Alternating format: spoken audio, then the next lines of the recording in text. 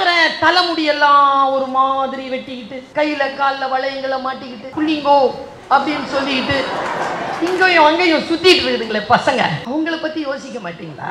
எல்லாம் பொம்பளை பிள்ளைங்களுக்கே தருவீங்களா? மன வருத்தத்தோட நான் இதை சொன்னேங்க. என் பேச்சை அவங்க கேட்டுக்கிறதுக்கு வாய்ப்பு இல்லை. ஏன்னா திட்டம் முதலியே வகுத்தாச்சு. HR பாருங்க, அடுத்த நாள் பத்திரிகையை பார்க்கிறேன், தமிழ் புதல்வன் திட்டம் தான். என் காலத்தில் தமிழறிஞர் கலைஞர், என் மகன் காலத்தில் தளபதி, என்னுடைய மகன் அவன் பேரன் காலத்தில் உதயநிதி ஸ்டாலின். நான் உணர்ச்சி வசப்பட்டு இதை சொல்லிட்டு போறேன். இந்த நாடு கொடுத்து வச்ச நாடு, நாம எல்லாரும் கொடுத்து வச்சவங்க. இதை தக்க வச்சுக்கணும். நாம பணம், காசு, பதவி இதெல்லாம் ஒரு புறம் இருக்கட்டும், நமக்கான வாய்ப்பு, நமக்கான வெளி ஏற்படுத்தி கொடுத்துருக்காங்கல்ல, உட்கார வச்சிருக்காங்களே, எங்களை உட்கார வச்சிருக்காங்கல்ல, நம்மள இவ்வளவு பெரிய விஷயங்க. ஏங்க ஆம்பளைங்கெல்லாம் உட்காரத்துக்கு ஒரு 40 வருஷம் போதுங்க, பொம்பளைங்க நாம உட்காரத்துக்கு 1000 வருஷம் ஆச்சுங்க.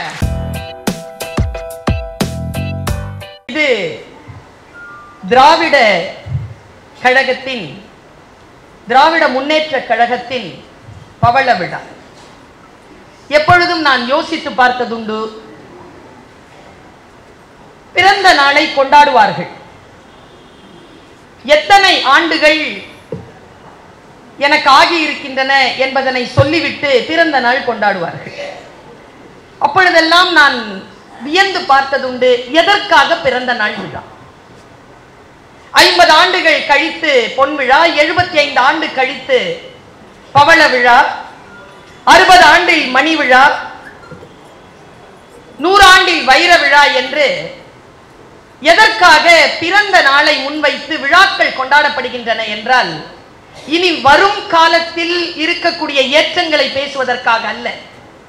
அது ஒரு வெற்றி விழா. ஏன் தெரியுமா? 75 ஆண்டுகள் திராவிட முன்னேற்ற கழகம் இந்த மண்ணிலே சரியாமல் உயிர்த்து எழுந்து நின்றிருக்கிறது.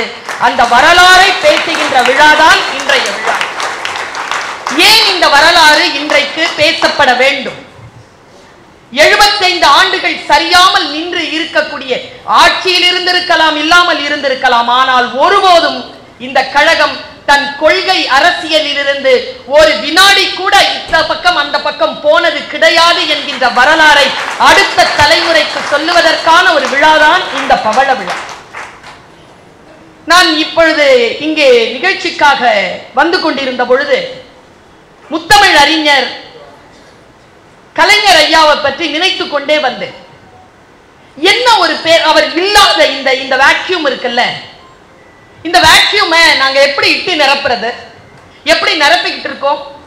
இதே வேக்யூம் தான் தந்தை பெரியார் போன போது இந்த தமிழகத்தில் இருந்தது. இதே வேக்யூம் தான், இந்த இடைவெளி தான், இந்த வெற்று வெளிதான் பேரறிஞர் அண்ணா இறந்த பொழுது இருந்தது. இந்த 2 பெருந்தகைகளின் அந்த வெற்று இடத்தை நிரப்பியவர் முத்தமிழறிஞர் டாக்டர் கலைஞர் அவர்கள். அவர் இட்டு நிரப்பினார். அந்த வரிசையில் தன்னை முன்னிறுத்திக் கொண்டு அவர்கள் வகுத்த அந்த கொள்கையை, அது கையிலே அந்த அவர்கள் ஏற்றிய தீபத்தை எடுத்துக்கொண்டு, அந்த தீப்பந்தத்தை எடுத்துக்கொண்டு முன்னேறினார். டாக்டர் கலைஞர் அவர்கள் நம்மை விட்டு பிரிந்ததற்கு பிறகு யார் அதை இட்டு நிரப்புவது? இதோ நான் இருக்கிறேன் என்று கழகத்தில் வாரிசாக அல்ல, கழகத்தில் நின்று உழைத்த காரணத்தினால், கொள்கை அரசியலில் சிறந்து விளங்கிய காரணத்தினால் அந்த தீபத்தை முன்னெடுத்து போனவர் எங்கள் இன்றைய கழக தலைவர், தளபதி, இன்றைய முதலமைச்சர் ஸ்டாலின் ஐயா அவர்கள். அவர் தன்னோடு சேர்த்து கழகத்தின் இளம் சூரியன், துணை முதலமைச்சராக இன்றைக்கு பொறுப்பெடுத்திருக்கக்கூடிய உதயநிதி ஸ்டாலின் என்கின்ற அந்த இளம் சூரியனை கையில் பிடித்துக் கொண்டு அந்த தீபத்தை எடுத்துக்கொண்டு முன்னால் சென்று கொண்டிருக்கிறார்கள். இந்த வரலாறு எப்பொழுதும் நின்று நிலைக்கும் என்பதற்கான ஒரு விடி வெள்ளியாகத்தான் இன்றைய பவள விழாவை நான் பார்க்கிறேன். யார் இவர்கள்? தமிழ்நாட்டிற்கு, தமிழ் மக்களுக்கு என்ன செய்தார்கள்? இவர்கள் இல்லை என்றால் இன்றைக்கு என்ன ஆகி இருக்கும் இந்த நாடு? நான் இன்றைக்கு இந்த வாய்ப்பை பயன்படுத்தி கொண்டு சொல்கிறேன்.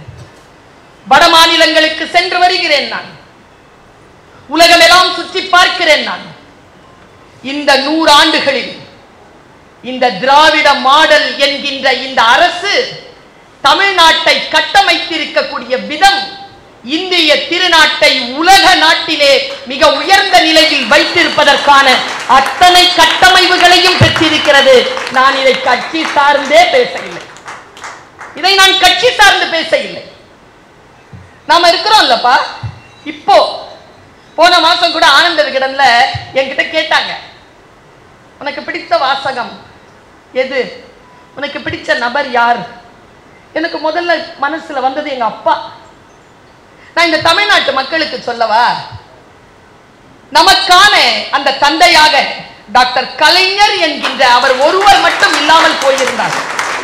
அன்றைக்கு இருந்த சூழ்நிலையில் இந்த தமிழ்நாடு இன்றைக்கு இப்படி வெளிச்சமாக இருந்திருக்க வாய்ப்பே கிடையாது. எவ்வளவு நேசித்திருக்கிறார். முக்கியமாக பெண்களை சொல்றேன். பெரியார் சொல்றார், ஆம்பளைங்களுக்கு நாம எப்படியோ போறான், பெண்களுக்காக சொல்கிறேன். நமக்காக இதுவரைக்கும் யார் கவலைப்பட்டார்கள்?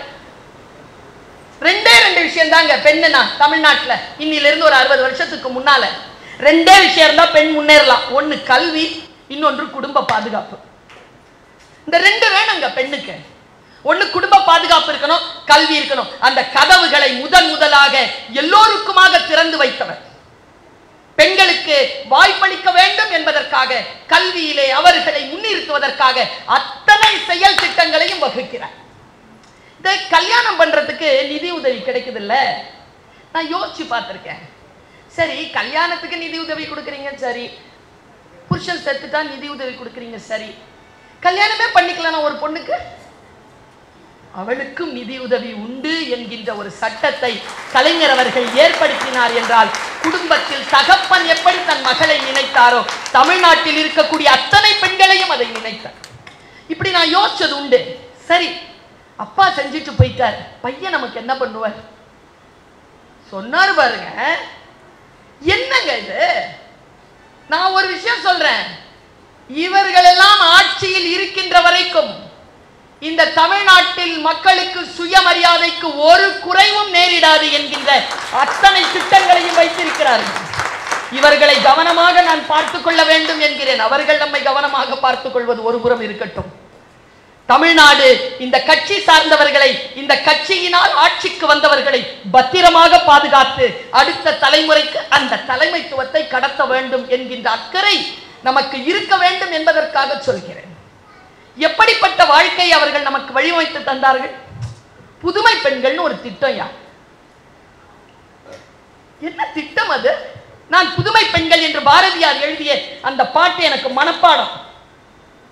அதுல பாரதி சொல்லுவது, இந்த பெண்ணுக்கு கல்வி வேண்டும், இந்த பெண்ணுக்கு கலை வேண்டும், இந்த பெண்ணுக்கு சுதந்திரம் வேண்டும், இந்த பெண்ணுக்கு சுய அடையாளம் வேண்டும் என்று சொல்லிக்கொண்டே போன அத்தனைக்கும் காரணம் அவளுக்கு கல்வி வேண்டும். கல்வி வேண்டும் என்றால் கல்வி கற்பதற்கு இடையூறாக இருக்கக்கூடிய அந்த செலவினங்களை அவள் சந்திக்க வேண்டும் என்பதற்காக புதுமை பெண்கள் திட்டத்தில் மாணவ கண்மணிகளை தேர்ந்தெடுத்து அவர்களுக்கு மாதம் 1000 ரூபாய், இந்தா வா படி. அன்னைக்கு ஒரு மீட்டிங்ல ஐயா பேசுறாரு, எல்லாரும் கேட்கிற மீட்டிங் தான், நானும் கேட்டேன். இந்த நேரு ஸ்டேடியத்துல நடந்தது, பிள்ளைகளை கொண்டாடுறாருங்க. முதலமைச்சர் பேசுறார். ஒரு முதலமைச்சர் அப்படி அந்த எந்த டாம்பிகமும் இல்லை. நான் ஒண்ணு கேட்கிறேன், இந்த மாதிரி ஒரு எளிமையான அமைச்சரை தந்திருக்காங்க. இவர் மட்டும் இல்ல, இது அவருக்கு கிடைச்ச அந்த எளிமை, அவர் தலைமையிலிருந்து அவர் பெற்றுக்கொண்ட எளிமை. என்ன எளிமை, எவ்வளவு எளிமை! அவர் பேசுறாரு, நான் கண் கலங்கி போனேன். பள்ளி கல்வித்துறை அமைச்சர் இருக்கிறார், எல்லோரும் இருக்கிறார்கள் மேடையில், ஐயாவும் அண்ணனும் இருக்கிறார், எல்லோரும் இருக்கிறார்கள். அப்ப அவர் சொன்னார், மாணவ கண்மணிகளே, நீங்க எல்லாருமே நல்லா படிங்க, நீங்க படிக்க மட்டும் செய்யுங்க, மற்றதெல்லாம் நான் பார்த்துக்கிறேன். இப்படி சொல்ற ஒரு ஆளுங்க 75 வருஷம் இல்ல, இன்னும் 1000 வருஷம் போனாலும் இவர்கள் தான் இந்த மண்ணை ஆள முடியும். வேற வழி கிடையாது. இந்த மண்ணினுடைய மரபுத்தன்மையோடு இருக்கிறார்கள். இவர்கள் எடுத்து வைத்த அந்த முனைப்பு என்பது எப்படிப்பட்டது? நமக்காக எனக்கு ஆம்பளை பிள்ளை, புதுமை பெண்கள் திட்டமா இருந்தா அந்த 1000 ரூபாய் நமக்கு வந்திருக்கும். எனக்கு பையன் நான் யோசிச்சேன், நான் இப்படி வெளிப்படையா சொல்றேன், எல்லாம் பொம்பளை பிள்ளைங்களுக்கே கொடுத்துட்டா ஆம்பளை பையனுக்கு ஒரே ஒரு பாதிக்கப்பட்டவன் கை தட்டினா பாரு. எனக்கு இல்லையா இந்த அரசாங்கம்? எங்க இன்னைக்கு ஆம்பளை பிள்ளைங்க டீச்சருங்க, நான் ஒரு அம்மா, நான் பார்க்கிறேன் தலைமுடியெல்லாம் ஒரு மாதிரி வெட்டிக்கிட்டு, கையில காலில் வளையங்களை மாட்டிக்கிட்டு, புள்ளிங்கோ அப்படின்னு சொல்லிக்கிட்டு இங்கேயும் அங்கேயும் சுத்திட்டு இருக்குதுங்களே பசங்க. அவங்கள பத்தி யோசிக்க மாட்டீங்களா? எல்லாம் பொம்பளை பிள்ளைங்களுக்கே தருவீங்களா பையனுக்கு? அப்போ பையன் அவன் சொன்ன மாதிரி அவன் ஆம்பளை எப்படி வேணாலும் போறான் அப்படின்னா மன வருத்தத்தோடு நான் இதை சொன்னேங்க. என் பேச்சை அவங்க கேட்டுக்கிறதுக்கு வாய்ப்பு இல்லை, ஏன்னா திட்டம் முதலியே வகுத்தாச்சு.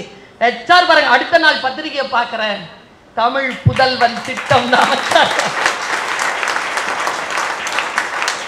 வாயா ஆம்பளை பிள்ளை. நான் இப்படி யோசிச்சேன், எப்பவுமே நான் கோபமா பேசுவேன் பெண்களுக்காக, பெண்களுடைய உடல் சார்ந்தோ பெண்களுடைய அழகு சார்ந்தோ ஆண்கள் பேசுவதற்கு ஒன்றுமில்லை என்கின்ற கருத்திலே உறுதியாக இருப்பவள் நான். ஏனென்றால் நான் ஒரு திராவிட பெண், என் உடம்பில் ஓடுவது திராவிட ரத்தம். எனக்கு எப்பொழுதுமே அறிவிலும் ஆளுமையிலும் தான், புத்தியிலும் கல்வியிலும் தான் எனக்கு நம்பிக்கை உண்டு. நான் இப்படி யோசிச்சு பார்க்கிறேன், இந்த ஆளுமையை விதைத்தது, அரசியல் ரீதியாக விதைத்தது எங்க அம்பேத்கரை பத்தி அண்ணன் பேசினார். அவராலேயே முடியலைங்க சொத்துல பங்கு சொல்றதுக்கான ஒரு சட்டத்தை இயற்றுறதுக்கு. கலைஞர் ஐயா வந்து அவர்கள் 30 வருஷத்துக்கு அப்புறமா தாங்க அந்த திட்டத்தையே போட்டாங்க. 30 வருஷத்துக்கு முன்னாலேயே நாங்க போட்டோம். 1989லயே பொம்பளை பிள்ளைனா சொத்துல உரிமை இருக்கு, எவனும் சொல்ல முடியாது இது ஏன் வீடு வெளில போகணும்.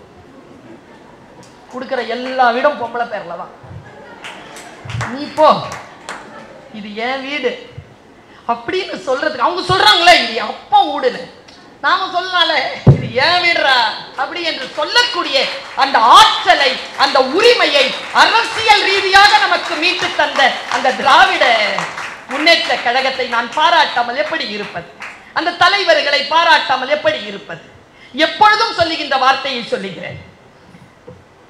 தந்தை பெரியார், பேரறிஞர் அண்ணா, என் காலத்தில் முத்தமிழறிஞர் கலைஞர், என் மகன் காலத்தில் தளபதி, என்னுடைய மகன் அவன் பேரன் காலத்தில் உதயநிதி ஸ்டாலின். இந்த ஆளுமை இருக்கல்ல, இந்த சுயமரியாதையுடன் இந்த சத்தம் அடங்கவே அடங்காது. அவங்க ஜெயிக்கிறாங்களா தோக்குறாங்களே முக்கியம் இல்லைங்க, அதை இந்த மக்கள் புரிந்து கொள்ள வேண்டும்.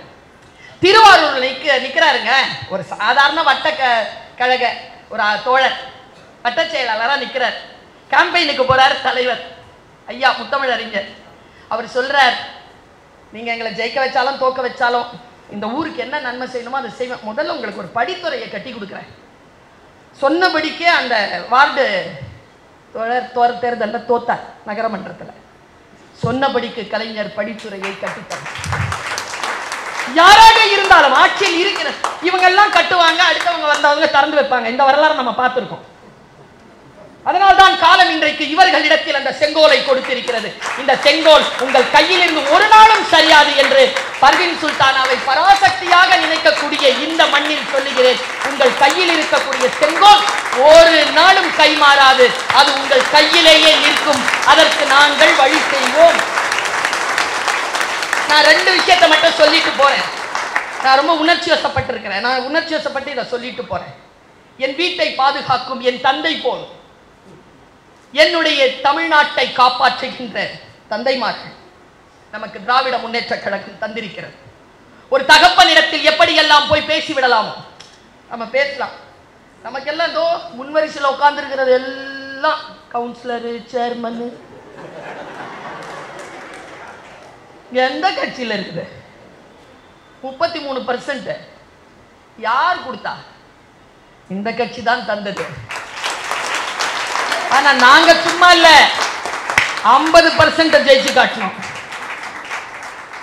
அப்படிதாங்க இவர்கள் நம்மை நம்புகிறார்கள். எங்கள் ஆற்றலை குறைக்கவே இல்லை. என்னுடைய தகப்பனார் எப்படி எனக்கு சொன்னாரோ அப்படி தன்னுடைய மக்களுக்காக ஒவ்வொரு நாளும் திட்டங்களை வகுத்துக் கொண்டு இருக்கக்கூடிய பெருந்தகை. நான் 2 செய்தியோடு முடிக்கிறேன். நாம எல்லாம் இந்த 75வது வருஷத்தை எதுக்காக தெரியுமா கொண்டாடுறோம்? நம்ம தலைமுறைக்காக கொண்டாடுறோங்க. இது எனக்கானதோ உங்களுக்கானதோ அல்ல. நாம் எல்லாம் அரசியலில் கூட இங்க வந்து உட்கார்ந்துட்டோம். பாருங்க, ராத்திரி 9 மணி இவ்வளவு பெரிய பெண்கள் கூட்டம் பொது மீட்டிங்ல உட்கார்ந்துருக்கோம். தமிழ்நாட்டில் மட்டும்தான் இது சாத்தியம், மற்ற நாடுகளில் சாத்தியம். இந்த பாதுகாப்பு இங்கேதான் சாத்தியம், வேறு இடங்களில் சாத்தியம் இல்லை. பெண்களுக்கு சுயமரியாதை கிடைக்கக்கூடிய இடம்.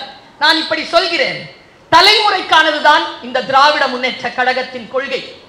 இதை நாம் அடுத்த தலைமுறைக்கு சொல்லணும். எங்க ஐயா முத்தமிழ் அறிஞரை பத்தி நினைச்சா நான் எப்படி தெரியுமா தோணுது, தலைமுறையை காப்பாற்றுறதுக்காக அவர் நினைச்சுக்கிட்டே இருந்திருக்காருங்க. ஒவ்வொரு முறையும் சொல்றாருங்க, ஒவ்வொரு திட்டங்களையும் வகுக்கிறார். அவருக்கு இன்றைக்கு என்பது முக்கியம் அல்ல, நாளைய உலகம், என்னுடைய குழந்தையின் குழந்தையின் குழந்தையின் உலகம், இந்த தலைமுறையின் உலகம் சுயமரியாதையோடு வாழ வேண்டும், எந்த சதிகாரர்கள் கையிலும் சிக்கிவிடக் கூடாதுன்னு. இன்னைக்கு ஒரு விஷயத்தை சொல்ற, எழுதி வச்சுக்கோங்க. அம்பேத்கரை கூட எல்லாரும் ஏத்துக்குவாங்க, பெரியாரையும் அண்ணாவையும் கலைஞரையும் ஏத்துக்கவே மாட்டாங்க. ஏன்னு சொல்லுங்க, அவர்கள் செய்த அரசியல் அப்படி. அதுதான் நமக்கு பாதுகாப்பு, நம்ம காவல் தெய்வங்கள் அவங்கெல்லாம். ஊர் கடந்து போகும்போது சாமி உட்கார்ந்துட்டு தெரியுமா, கருப்பண்ண சாமி கையில அருவாளோட, நம்ம ஊர் காவல் சாமிகள் அவங்கெல்லாம். இவர்களை நான் எப்படி யோசிப்பது? சமீபத்திலங்க இதை சொல்லி நான் நிறைவு செய்ய, சமீபத்தில் வயநாடுல ஒரு சரிவு நடந்துச்சா, மலைச்சரிவு. நீங்க எல்லாரும் பார்த்திருக்கிறத நான் நினைவுபடுத்துறேன். கலைஞர் ஐயாவை அப்படி நினைச்சுக்கோங்க, அவ்வளவுதான், அவர் தான் கலைஞர். எல்லாரும் கீழே இறங்கி ஓடினாங்க, ஒரு குடும்பம் மட்டும் மேலே ஏறிச்சு. ஏன் தெரியுமா? கீழே இறங்கினால் இறந்துருவோன்றதுனால சரிவு. மேலே ஏறிச்சுங்க அந்த குடும்பம். மேலே ஏறும்போது காடு, மழை, கையில சின்ன குழந்தை, 2-3 பேர் அந்த குடும்பத்துல. அவங்க அந்த மழையில அந்த காட்டுல போயிட்டு இருக்கும் போது சரியான மழையில அவங்க கண்ணுக்கு தெரியுது, இருட்டா ஏதோ ஒன்று சுற்றுது. அவங்கள பார்த்தா யானை கூட்டம். நிறைய பேர் பார்த்துருக்கலாம், யூடியூப்ல வந்திருக்கு, யானை கூட்டம். அந்த அம்மா சொல்றாங்க, பேட்டி கொடுக்குறாங்க, யானை கூட்டத்துல ஒரு பெரிய யானை முன்னால வந்து நின்ன உடனே அவங்க ஒன்றும் செய்யல, அந்த குழந்தைய தூக்கி அந்த யானை கிட்ட காட்டி, வனராஜனே, இந்த குழந்தைய காப்பாத்துறதுக்காக, அடுத்த தலைமுறையை காப்பாத்துறதுக்காக வந்துட்டோம் சாமி, நீ தான் இந்த காட்டுக்கு ராஜா, எங்களை காப்பாத்தியா சொன்ன உடனே அந்த யானை என்ன செஞ்சது தெரியுமா? அப்படியே நின்னுச்சு. மழை பெய்கிறது, அந்த யானையின் வயிற்றுக்கு அடியிலே அந்த குடும்பம் ராத்தங்கி, மழை இல்லாமல் பாதுகாப்போடு அந்த யானைகள் சுற்றி வளைக்க அது அப்படியே நின்றதாக அந்த அம்மா பேட்டி கொடுக்குறாங்க. கடைசியா அவங்க சொன்னதுதாங்க ஒரு விஷயம். நான் காலையில மழை நின்றுடுச்சு, சூரியன் மெதுவா ஆரம்பிச்சது வர்றதுக்கு, அப்பதாங்க அந்த யானை நகர்ந்துச்சு. அந்த யானை நகர்ந்து போது, யூடியூப்ல இருக்கு, நான் பேசுறது இல்லை, அந்த அம்மா பேசுறது, அது கண்களை பார்த்தேன், அந்த யானையின் கண்களில் மெல்லியதாக ஒரு கண்ணீர் இருந்தது என்று சொல்லி அந்த அம்மா சொன்னாங்க. அந்த யானை கண்ணில் இருந்த கண்ணீர் இருக்குல்ல, அடுத்த தலைமுறையை காப்பாற்றுவதற்கு ரா முழுக்க நின்னுச்சில்ல, அந்த கஜராஜன் தான் எங்கள் முத்தமிழறிஞர் கலைஞர். அப்படிதான் நின்னார், எங்களெல்லாம் பாதுகாக்க நின்னார். இன்னொரு விஷயம் சொல்லிட்டு போறேன், உணர்ச்சி வசப்பட்டு சொல்லிட்டு போறேன். இந்த நாடு கொடுத்து வச்ச நாடு, நாம் எல்லாரும் கொடுத்து வச்சவங்க, இதை தக்க வச்சுக்கணும். நாம பணம், காசு, பதவி இதெல்லாம் ஒரு புறம் இருக்கட்டும், இதெல்லாம் ஒரு புறம் இருக்கட்டும், நமக்கான வாய்ப்பு, நமக்கான வெளி ஏற்படுத்தி கொடுத்துருக்காங்கல்ல, உட்கார வச்சிருக்காங்களே, எங்களை உட்கார வச்சிருக்காங்கல்ல, நம்மள இவ்வளோ பெரிய விஷயங்க. ஏங்க, ஆம்பளைங்களாம் உட்காரத்துக்கு ஒரு 40 வருஷம் போதுங்க, பொம்பளைங்க நாம உட்காரத்துக்கு 1000 வருஷம் ஆச்சுங்க. அந்த 1000 வருடத்தை சாத்தியமாக்கி தந்தாரா இல்லையா? இவர்கள் யாருன்னு சொல்ற, தலைமுறைக்காக இவர்கள் அவர்களை வாழ வைப்பதற்காக, அவர்களுக்கான வாழ்க்கையை தருவதற்காக திட்டங்களை வகுத்து கொண்டு தந்து கொண்டே இருக்கிறார். இவர்களை நாம் விட்டுவிடலாகாது என்பதற்காக சொல்லுகிறேன். நான் யூடியூப் அந்த ரீல்ஸ் பார்ப்போம்ல, அந்த ரீல்ஸ் பார்த்துட்டே இருக்கும்போது ஒரு காட்சி வந்தது. காட்சியை பார்த்துக்கிட்டே இருக்கேன், புரிஞ்சுக்கணுங்கிறதுனால சொல்றேன், என் வேலையே அதான், புரிய வைக்கணும், அவ்வளவுதான். எனக்கு என்ன கிடைக்கிறதெல்லாம் கிடையாது. நம் தலைமுறைக்கு ஒரு விஷயத்தை, ஒரு மானத்தோடு கூடிய அந்த வாழ்க்கை, எதையெல்லாம் அவர்கள் பறித்திருந்தார்களோ, அவர்களிடம் இருந்து அதையெல்லாம் பறித்து எங்களுக்கு திருப்பி கொடுத்தாரோ, அதை நாம் தக்க வைத்துக் கொள்வதற்கான அரசியலை ஒருபோதும் விட்டுவிடக் கூடாது என்பதற்காக இதை சொல்கிறேன். ஐயா 30 செகண்டியா பேச்சு இல்ல, பேச்சு 1 நிமிஷம். 30 செகண்ட் நான் பார்த்த ரீல்ஸ் பார்த்துட்டு பார்ப்போம். பார்ப்பீங்களா? ரீல்ஸ் பார்ப்பீங்களா? நான் கம்முன்னு இருக்குங்க ஐயா. ஃபோன் ரொம்ப யூஸ் பண்றாங்க, ஆம்பளைங்க நிறைய யூஸ் பண்றதா தகவல். இதை எடுத்துக்கிட்டு பாத்ரூமுக்கு கூட போறீங்களா இல்லையா? ஏன் போறீங்கன்னு சொல்லிட்டு நான் ஒரு சைக்காட்ரிக் கிட்ட கேட்டேன். ஆம்பளைங்க எப்போ பார்த்தாலும் ஏன் ஃபோனையே வச்சுக்கிட்டு இருக்காங்க, பாத்ரூம் போகும்போதும் ஏன் எடுத்துக்கிட்டே போகிறாங்கன்னு. தனியாக போக பயமா உங்களுக்கு? அது இல்லை காரணம். அவங்க சைக்காலஜி சொன்னாங்க, நான் சோஷியாலஜி. இதை தனியாக விடுறதுக்கு பயம். மீண்டு வாங்க. அதை பார்த்துட்டு இருந்தேன்னா உருப்படியான ஒரு விஷயம். 30 செகண்ட். அதில் ஒருத்தன் பேக் பேக்கோட அப்படி கடல்ல ஒரு காட்டுல நடந்து போறான். பின்னால் ஒருத்தன் கேமரா எடுத்துட்டு வரான், அவன் கையில கேமரா இருக்கு. அவன் அப்படியே போறான் 5 செகண்ட். அவன் ஒரு ஆத்தை தாண்டான் 7 செகண்ட். 8வது செகண்ட்ல அவன் ஒரு பாறையில உட்காடுறான். உட்காந்துட்டு பேக்ல இருந்து என்னமோ எடுத்தாங்க, இலை. கடன்னு எடுத்து பின்னுனான். பின்னையே அப்படி தள்ளிக்குள்ள இப்படி போத்திக்கிட்டான். போத்திட்டு அதுக்குள்ள கேமரா வச்சான். கேமரா வச்சு கேமரா ஆன் ஆச்சுங்க. அவன் கரையிலேருந்து இவனை எடுக்கிறான், இவன் கேமரால நமக்கு ஒரு உலகத்தை காட்டுறான். எத்தனை பேரிலக்கியங்களை படித்தாலும் கிடைக்காத ஒரு காட்சி. யாரோ ஒரு வெளிநாட்டுக்காரன், யாரோ ஒருவன் எடுத்த காட்சி. ஒரு மரம் ஜூம் பண்றான், பெரிய பெரிய பறவை வந்து உட்காருது. பெரிய பெரிய பறவை. ஒரு பறவை வந்து அப்படி உட்காந்துச்சுங்க, ராட்சத பறவை இப்படி வந்து உட்காருது. வந்து இப்படி ஸ்லோ மோஷன்ல காட்டுறான். பேரழகு வந்து உட்காருது, இப்படி பாக்குது. மறுபடியும் 12 நிமிஷம் ஆயிடுச்சு. மறுபடியும் 12 செகண்ட். மறுபடியும் ஆத்துக்கு வருது, பாறை கிட்ட வருது, மறுபடியும் திரும்பி போகுது, மறுபடியும் வருது, மறுபடியும் திரும்பி போகுது. 18 செகண்ட் முடிச்ச உடனே 18 செகண்ட் ஆயிடுச்சா? 30 செகண்ட் தான் அது. வந்துச்சா? தண்ணி எப்படி பாக்குதுங்க. உள்ள ஒரு மீனை எடுத்துச்சுங்க. எடுத்துட்டு நேரா போய் மரத்துல உட்காந்துச்சு. உட்காந்து வாயிலிருந்து அந்த மீனை எடுத்து கால் கிட்ட வைக்குது. அந்த மீனினுடைய அந்த வால் இப்படி அசையுது, வாய் திறந்து திறந்து மூடுது. அந்த கண்ணு இருக்குல்ல, அந்த கண்ணால அந்த மீனை இப்படி பாக்குதுங்க. அந்த பறவை என்ன தோணுச்சோ, காலில் இருந்து மறுபடியும் மீனை கையில் எடுத்துச்சு. நேரா போய் எங்கிருந்து எடுத்துச்சோ அங்கே போட்டுச்சு. போட்டு பறந்துருச்சு. இவன் என்ன பண்ணா புத்திசாலி, கீழே உள்ள போட்டால மீன், அதுக்கிட்ட கேமராவை கொண்டு போனான். அது இவ்வளோ நேரம் அந்த ஆக்சிஜன் இல்லாம, காற்றுல உயிர் காற்று இல்லாம தவிச்சு உள்ள போன அந்த மீன் கொஞ்சமா அப்படியே மேல தள்ளாடி மேல வந்து நிதானமா நீந்த தொடங்குதுங்க. 25 செகண்ட் முடிஞ்சது. அடுத்த 3 செகண்ட்லங்க அதனுடைய பின்புறத்துல இருந்து கட கட கட கட கட கடன்னு முட்டைங்க. அந்த பறவை நமக்கு என்ன சொல்லிச்சு தெரியுமா? நான் பசிச்சா மீனை சாப்பிடுவேன், ஒருபோதும் நான் தலைமுறையை சாப்பிடுவேன். அதாங்க விஷயம். அந்த மீனையும் அது வந்து தியாகம் பண்ணிச்சு பாருங்க. மீனையும் தியாகம் பண்ணிச்சு பாருங்க. மிசால அடிபடுறாருங்க தம்பி பையன். அவர்கிட்ட கேட்குறாங்க, ஏங்க அடிபடுறாங்களே, பிடிச்சி கொடுத்தது நான் தான். வந்து கேட்டாங்க, போன்னு சொல்லிட்டேன், கூட்டு போக சொல்லிட்டேன். உள்ள போய் அவர்கிட்ட கேட்குறாங்க. அவர் என்ன சொன்னார் தெரியுமா? எங்க அப்பாவுக்கு என்ன தவிர்த்து பசங்க இருக்கிறாங்க, நான் இந்த நாட்டிற்காக உயிர் விடுவதில் எனக்கு ஒரு பிரச்சனையும் இல்லை. தலைமுறையை காப்பதற்காக இருக்கக்கூடிய கழகம் அதனுடைய 75வது பவள விழாவில் நாம் பேசிக் கொண்டிருக்கிறோம். இந்த திராவிட சுடர் ஏந்தப்பட்டு விட்டது, அது ஒளிவீசி பறந்து கொண்டிருக்கிறது. அடுத்த தலைமுறைக்கு செலுத்துவதற்கான வேகத்தையும் அவர்கள் தொடங்கிவிட்டார்கள். இனிமேல் இந்த திராவிட ரயில் சின்ன ஸ்டேஷன்ல நிக்காது, எக்ஸ்பிரஸ் ஓட ஆரம்பிச்சிருச்சு. அதை ஓட வச்சது எது தெரியுமா? தலைவர் தலை வச்சு படுத்தாரு பாருங்க தண்டவாளத்துல. அந்த தண்டவாளத்துல ஓடிக்கொண்டிருக்கக்கூடிய இந்த திராவிட ரயில் நிச்சயமாக தன் இலக்குகளை அடையும் என்று சொல்லி உங்கள் அத்தனை பேருக்கும் வாழ்த்துக்களை சொல்லி நிறைவு செய்கிறேன். நன்றி, வணக்கம்.